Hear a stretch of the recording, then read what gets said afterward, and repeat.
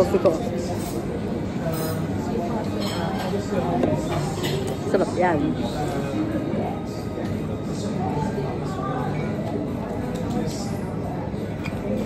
Pagkatapos ko dito, punta lang ako sa mga shop. Then uwi na. Ay, hindi pa ako uwi. May bilin pala yung husband ko. Kailangan kong bumili ng buwatsa. Kasi nga hindi na kami uminom ng tap buwatsa sa bahay.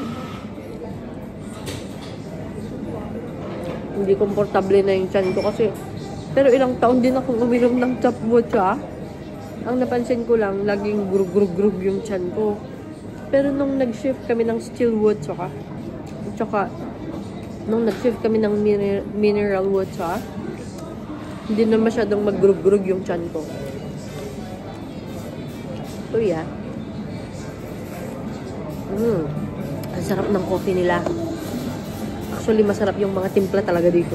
Kasi coffee is life dito sa UK. Sa lamig pa naman ng bansang to.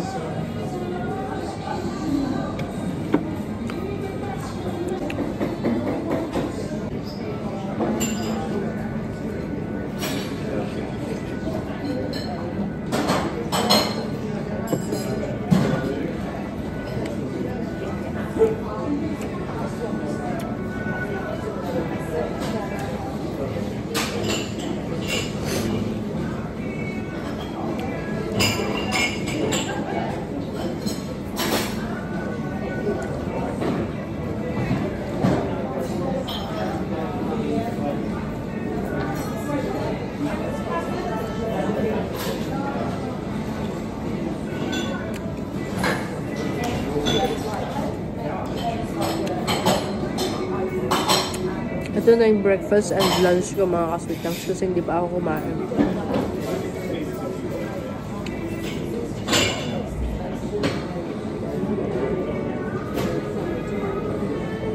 Ang pilis ah.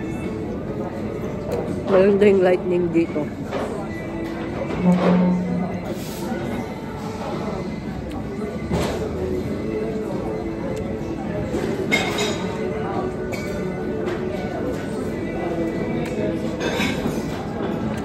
Dito sa outlet sa amin,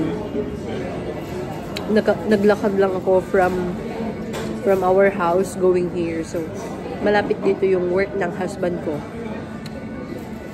Pero hindi ako pwedeng pumunta dun sa work niya kasi no ID, no entry. 4 employees lang talaga yun. Kasi factory siya, diba? Factory. So, hindi pwede akong pumunta.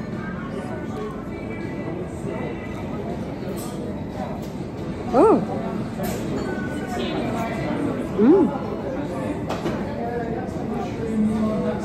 Ang bas yung ham.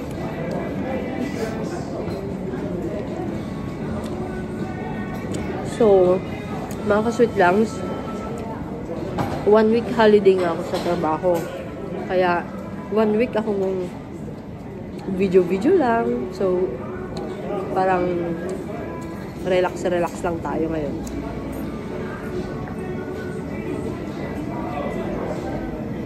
Pagkatapos maglinis sa bahay, lalabas kakain.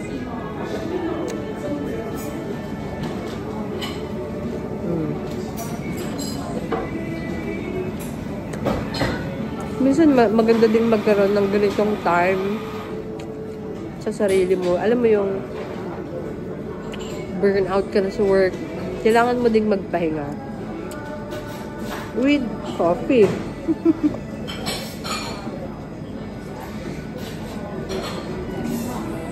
Papakita ko sa inyo yung mga nadaanan kong mga bulaklak while walking going here in